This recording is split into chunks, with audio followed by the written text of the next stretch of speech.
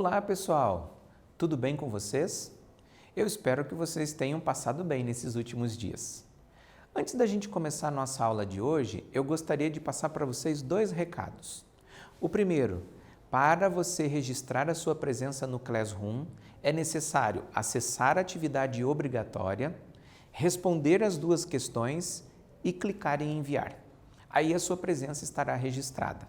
Você visualiza a aula, pensa o conteúdo, responde as questões e daí sim fica tudo ok com a sua presença.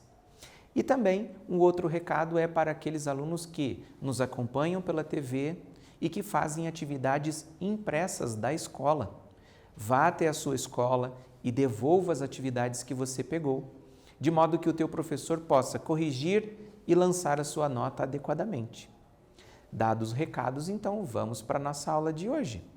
Hoje nós vamos falar então sobre o mundo no século XXI, os sistemas de circulação e as desigualdades socioespaciais geradas, que na verdade foi um conteúdo já de aula anterior, mas que hoje nós vamos abordar de uma forma diferente. O objetivo é retomar esse assunto com vocês, só que respondendo algumas questões de vestibulares e também do Exame Nacional do Ensino Médio. Assim, vocês terão duas oportunidades. Primeiro, que a gente possa refletir novamente sobre esse assunto com uma abordagem diferente. E segundo, perceber como é que esse assunto pode ser cobrado em diferentes processos seletivos, seja em vestibulares diretos das universidades e faculdades ou ainda do Exame Nacional do Ensino Médio, que provavelmente você fará parte daqui a um tempo também. Muito bem, então o nosso objetivo é fixar esses conteúdos que a gente tratou em aulas anteriores, considerando os sistemas de circulação e as desigualdades geradas. Então todas as questões que eu separei para a gente conversar um pouquinho hoje, elas vão refletir sobre essa globalização que temos tanto dito nesses últimos encontros. E também perceber que, a partir dos exercícios, como é que a abordagem é feita em diferentes contextos dos processos seletivos das universidades. Muito bem, então vamos diretamente para a nossa questão número 1. A questão traz um texto que diz o seguinte: como dispositivo de múltiplos usos, o telefone celular tem servido cada vez mais de suporte para a convergência de mídia, potencialidade que tem o tornado alvo de investimentos por parte da indústria. Há previsões de que, em 2020, os dispositivos móveis serão o maior meio de acesso à internet. Esse texto, como vocês podem ver nessa informação em parênteses logo abaixo, foi escrito em 2010 e ele fazia uma previsão para o ano de 2020. Tudo bem que o ano como nós temos vivenciado, ele não é exatamente como as pessoas pensavam antes. Mas nesse aspecto do telefone celular, houve aqui uma afirmação muito acertada. De fato, o telefone celular não é um dos mecanismos que a gente mais utiliza hoje para acessar a internet? Ou será que aqueles que acompanham essas aulas pelo YouTube têm acessado em maior número pelo computador? Muitas vezes em nossas residências não tem o computador, mas o celular sim. Então, a tela do celular se tornou o local onde a gente coleta diferentes tipos de informações. Hoje é pelo celular que você pode ouvir as nossas aulas, refletir sobre os assuntos tratados nas diferentes disciplinas que você tem na segunda série do ensino médio e também aprender. Isso significa a tela do celular nos conectou. Quando o texto foi escrito em 2010 e ele dizia que o celular estava havendo um investimento tão grande nesse equipamento, porque havia essa previsão de que em 2020 ele se tornasse o principal mecanismo de acesso à internet, foi um investimento bastante acertado. E isso fez com que nos possibilitasse hoje conversar com vocês e fazer com que as aulas aconteçam mesmo à distância. Bom, pensando nesse sentido então, vamos refletir o seguinte: o contexto da citação, o contexto da frase, que se refere ela se refere a uma das principais características do... Aí nós temos as opções. Letra A, capitalismo industrial. Letra B, capitalismo financeiro. Letra C, capitalismo informacional. Letra D, capitalismo comercial. Ou a letra E, capitalismo da exploração. Pense um pouquinho do que tratamos, qual é o principal assunto dessa frase e estabeleça aqui a sua resposta. Anote qual você acha que seja a correta.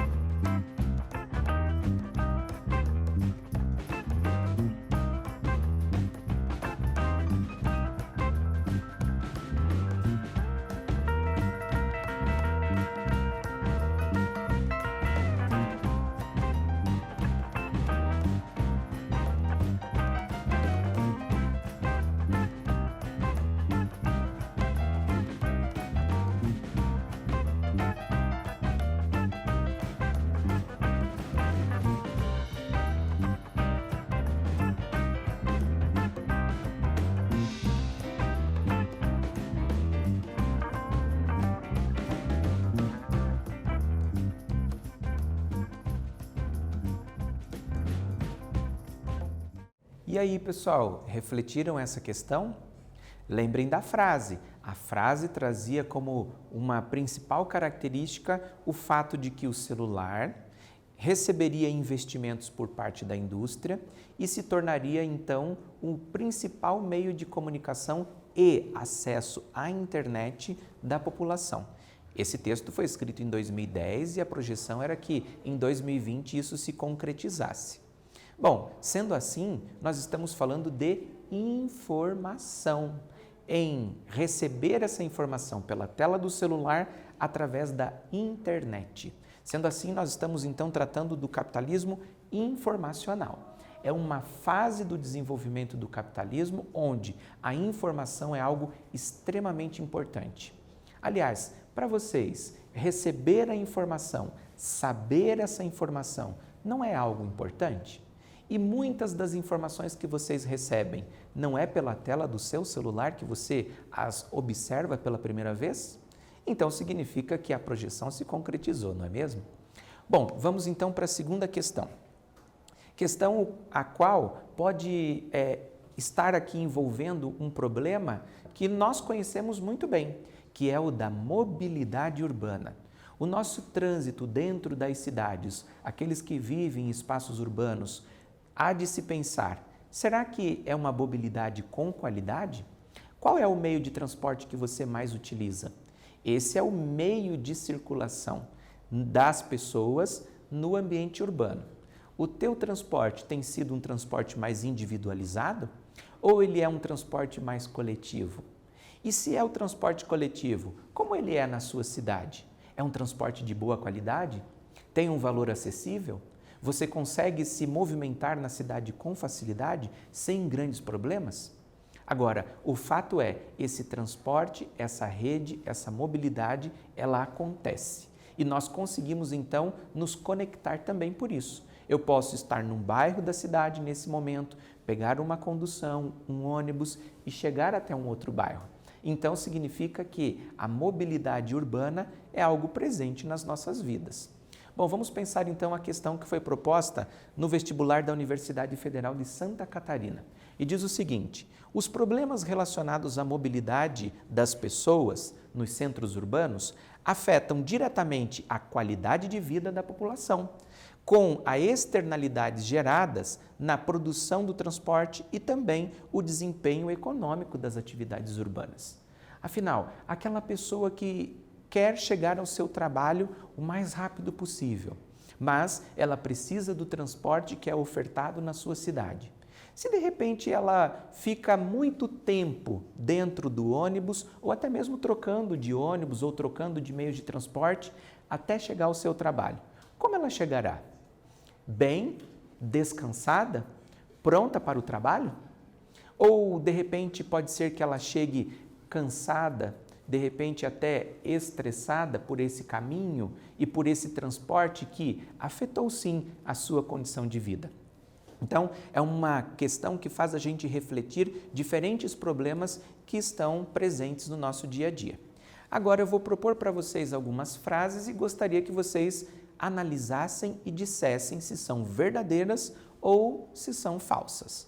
A primeira é a seguinte: no Brasil, em metrópoles como São Paulo, Rio de Janeiro e Brasília, o transporte coletivo mais utilizado é o ferroviário, associado ao metroviário. Então, o ferroviário fazendo referência aos trens e o metroviário fazendo referência aos metrôs, sendo relegado ao segundo plano o transporte individual motorizado. Quer dizer, as pessoas deixam como uma segunda opção o carro, mas optam primeiramente pelo trem associado ao metrô.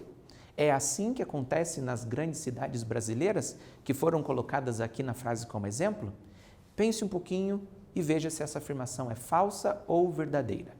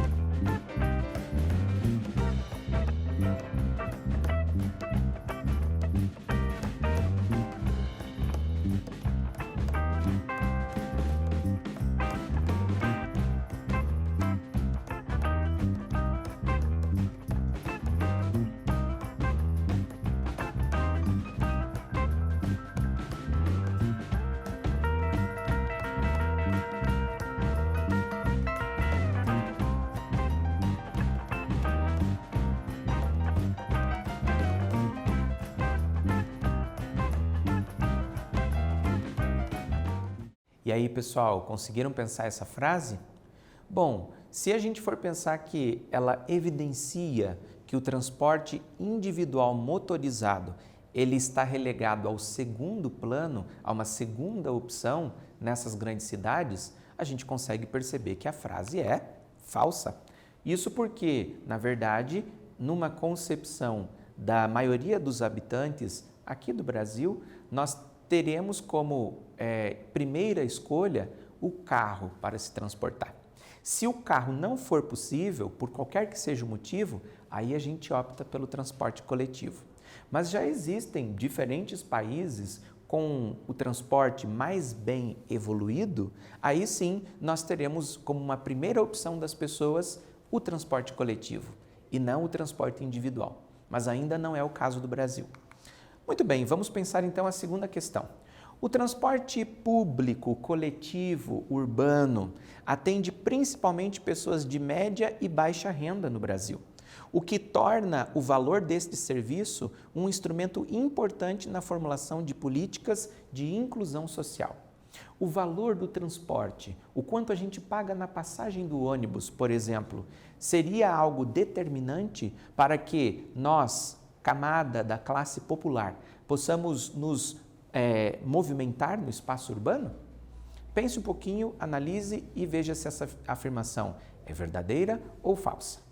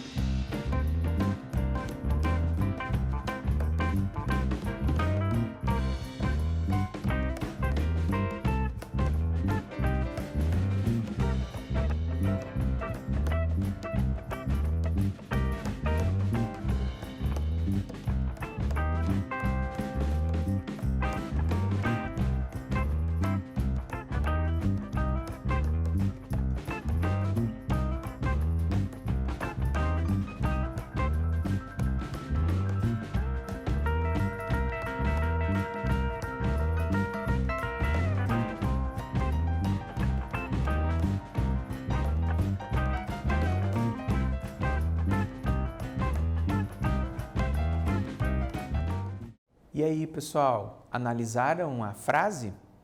Nós que pertencemos àquelas classes de média e baixa renda, o valor da passagem do transporte coletivo é sim algo que determina a nossa condição de vida e também ao acesso aos diferentes locais que a gente queira estar, né? Então, essa afirmação é verdadeira.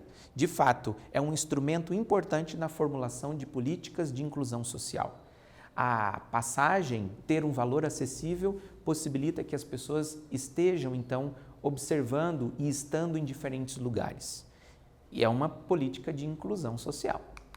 Muito bem, a grande transformação na mobilidade das pessoas nas cidades brasileiras começou a ocorrer na década de 1950, quando o processo intenso de urbanização associou-se ao aumento do uso de veículos motorizados. Pense um pouquinho e veja se essa afirmação é verdadeira ou falsa.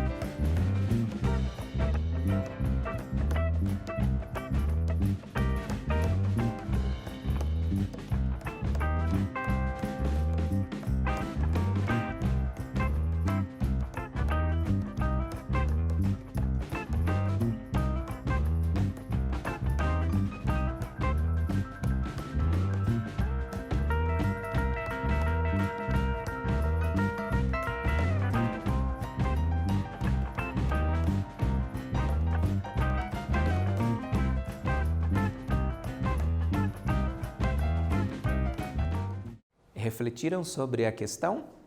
Foi possível identificar se ela é verdadeira ou falsa?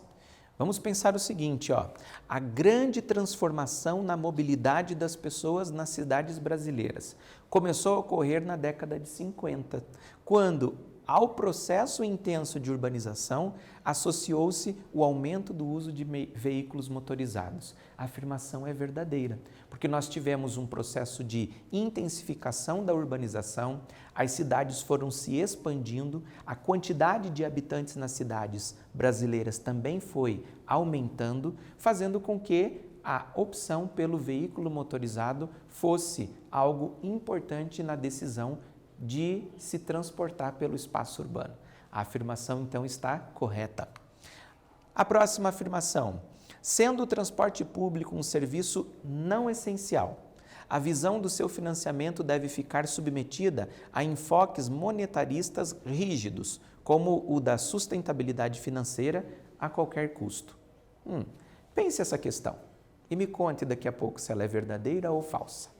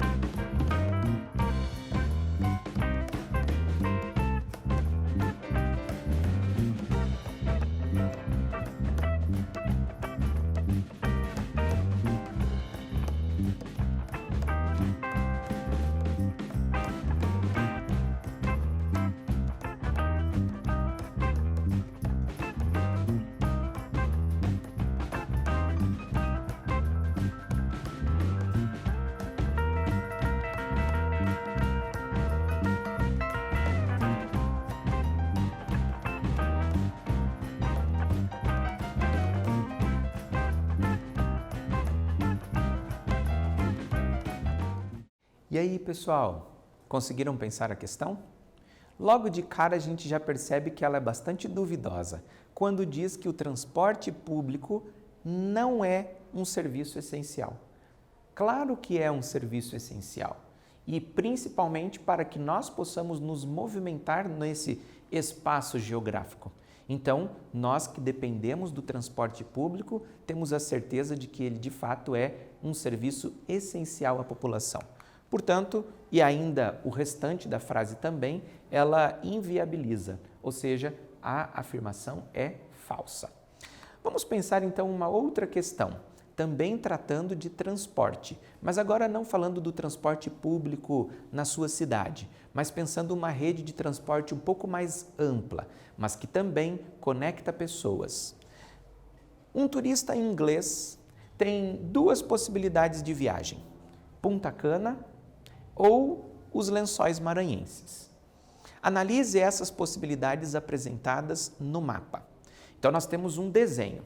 E nesse desenho é possível perceber que lá de Londres, porque é um turista inglês, ele decide então a sua viagem para dois destinos na América. Um na América Central, Punta Cana, nas praias caribenhas, e o outro ele decide pelo Lençol Maranhense, ou os Lençóis Maranhenses que ficam aqui no Brasil. Mas perceba que no desenho coloca-se o tempo de viagem, o tempo de deslocamento. Observem que o tempo de deslocamento até ele chegar aos Lençóis Maranhenses é mais do que o dobro quando comparado ao tempo dele chegar até Punta Cana. Por mais que tenha também um transporte terrestre que tenha que acontecer, mas ainda assim é um transporte mais rápido do que se ele optar pelo Brasil, porque precisa chegar no Rio de Janeiro, depois ir de avião até São Luís, que é a capital do Maranhão, e depois ainda pegar um ônibus ou carro até chegar aos Lençóis Maranhenses. Então, o tempo de viagem é muito maior se ele decidir pelos Lençóis Maranhenses do que se ele decidir ir a Punta Cana, que o aeroporto fica mais próximo do seu destino final.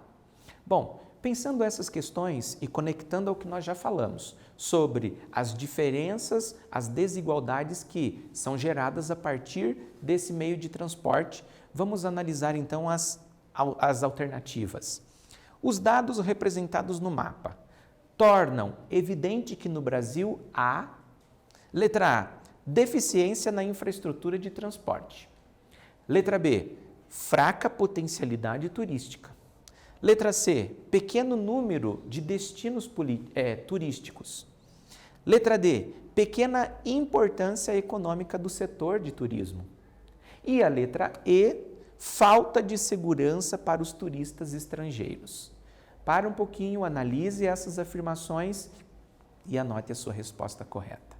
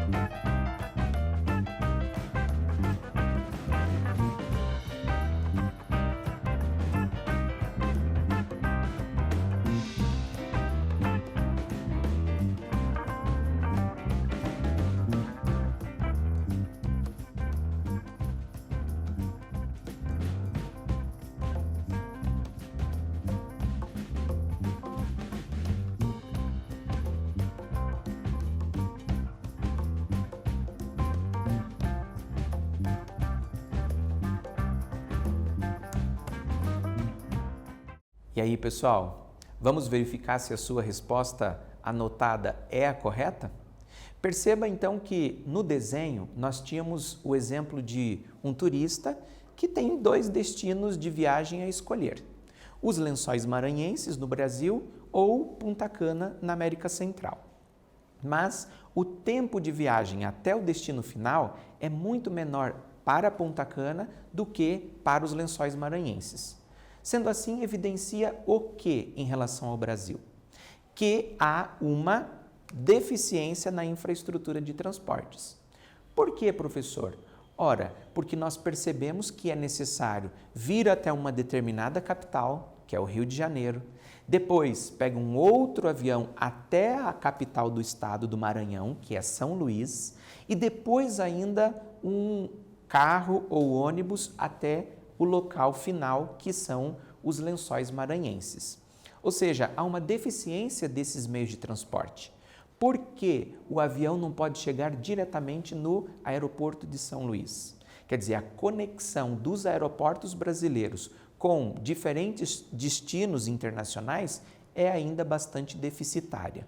O aeroporto não comporta o tamanho do avião ou ainda existem outros problemas que inviabilizam essa viagem. Então, sendo assim, muitos turistas acabam não optando pelo Brasil. Não porque não haja destino turístico interessante, mas porque os meios de transporte fazem com que o turista não queira vir para cá, porque ele terá bastante dificuldade nessa mobilidade. Eu não estou dizendo que são todos os casos, mas os turistas levarão isso em consideração ao decidir vir para o Brasil. Ou ainda, conhecem pontos turísticos específicos e deixam de explorar o território que também tem outras opções turísticas muito bonitas para se conhecer. Muito bem, vamos avançando mais um pouco. A questão número 4 diz o seguinte: um carro esportivo é financiado pelo Japão, projetado na Itália e montado em Indiana, México e França, usando os mais avançados componentes eletrônicos, que foram inventados em Nova Jersey e fabricados na Coreia. Observe que o mesmo produto final, ele para ser construído, para ser fabricado, ele precisou estar em diferentes contextos geográficos. Então, os países em que ele foi projetado ou que ele foi montado, ou ainda que as suas peças foram montadas, são completamente diferentes. Muito bem, vamos avançar. A campanha publicitária é desenvolvida na Inglaterra, filmada no Canadá, a edição e as cópias feitas em Nova York para serem veiculadas a todo mundo. Teias globais disfarçam-se com o uniforme nacional que lhes for mais conveniente. Observe que a propaganda já é feita de uma outra maneira e ainda aqui incluindo outros países, para que o carro seja então comercializado no final. Pois bem, a viabilidade desse processo ilustrado no texto pressupõe o uso de quê? Letra A, linhas de montagem e formação de estoques. Letra B, empresas burocráticas e mão de obra barata. Letra C, controle estatal e infraestrutura consolidada. Letra D, organização em rede e tecnologia de informação. E a letra E, gestão centralizada e protecionismo econômico. Pense essas alternativas e anote a sua resposta.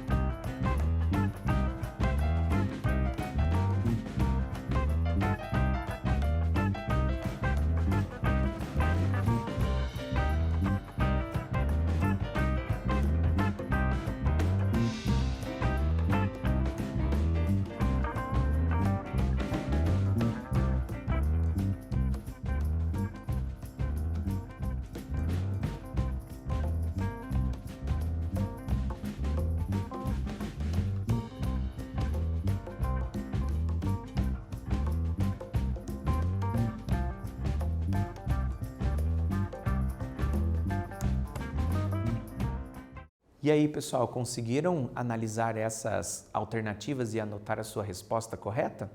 Bom, se pensarmos que o carro ele foi projetado num determinado lugar, fabricado, montado em diferentes lugares e ainda a sua campanha publicitária, sua propaganda foi feita em outros lugares e ele pode inclusive ser comercializado em todos esses lugares ou nem ser comercializado ali, né? Porque é um carro esportivo lá do Japão. Percebam que nós temos aqui uma conexão, uma rede, e essa rede é tudo o que nós temos conversado nesses últimos dias. O que possibilitou as empresas estarem tão conectadas? A rede, que elas estão organizadas, e também a tecnologia, né, de informação, que faz com que as pessoas possam projetar de acordo com a realidade de um outro país, porque ela tem essa informação. E também que possa fazer a propaganda desse produto, porque ela tem a informação e vai também vendê-lo, certo? Então, a alternativa correta é a letra D. Questão número 5. A questão ambiental deve ser compreendida como produto da intervenção da sociedade sobre a natureza. Diz respeito não apenas a problemas relacionados à natureza, mas às problemáticas decorrentes da ação social. A partir do texto, pode-se concluir corretamente que os problemas ambientais globais residem na forma, letra A, né? Na forma como o homem em sociedade apropria-se da natureza? Letra B, nas relações de consumo e não nas relações de produção? Letra C, principalmente na forma de exploração dos recursos naturais não renováveis? Ou letra D, apenas nas relações de produção, porque estas não têm vinculação com o consumo? Pense um pouquinho e anote a sua resposta.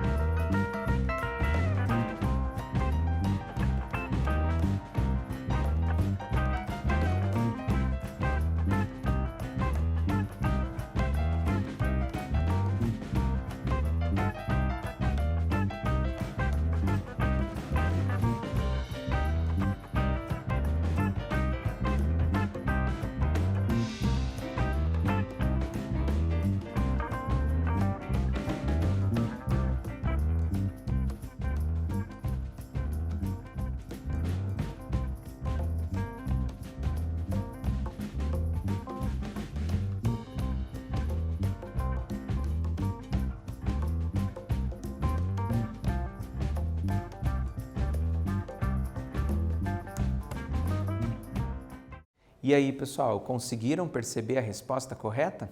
O exercício te dá uma grande ajuda, né? Porque a resposta correta está justamente na letra A.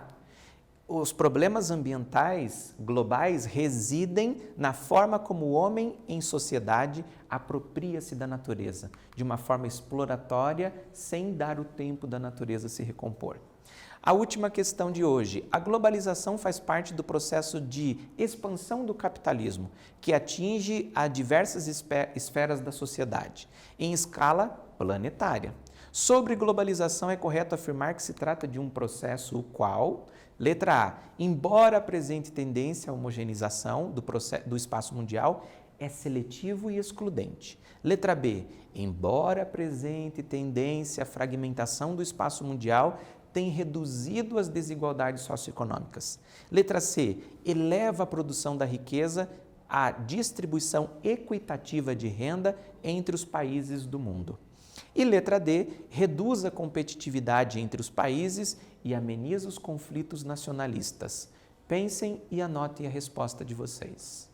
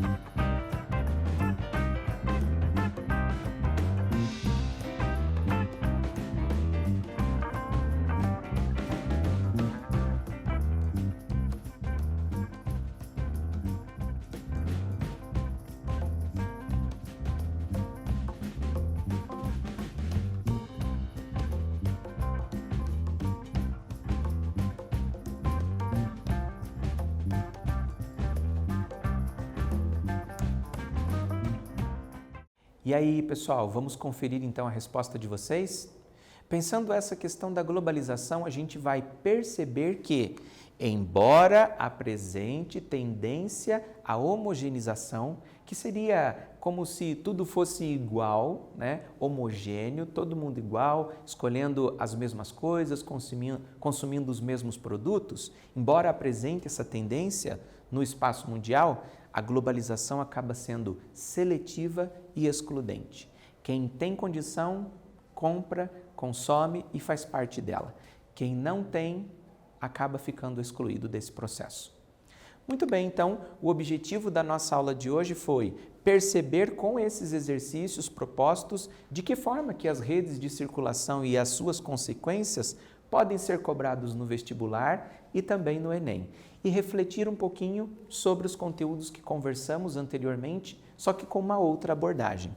Para além disso, foi possível então refletir sobre esses conteúdos e perceber de que maneira que a ciência geográfica está presente no seu cotidiano.